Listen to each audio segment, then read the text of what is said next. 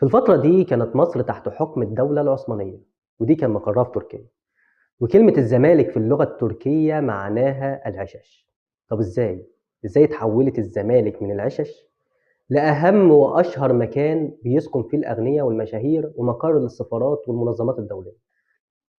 بداية القصة من عهد الخديوي إسماعيل، لما جه واحد صعيدي من قنا للقاهرة اسمه عبد النعيم محمدين، وباع اللي وراه واللي قدامه، وبقى معاه جنيه ونص، بقى معاه جنيه ونص بحالهم، وده كان مبلغ كبير وقتها. وكان عاوز يعمل بيهم مشروع، بس الحاجة الوحيدة اللي بيفهم فيها هي الزراعة. فقعد يدور على أرض يشتريها ويبدأ يزرعها.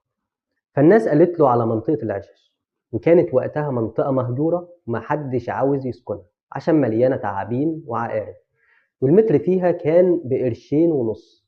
لك أن تتخيل إن الزمالك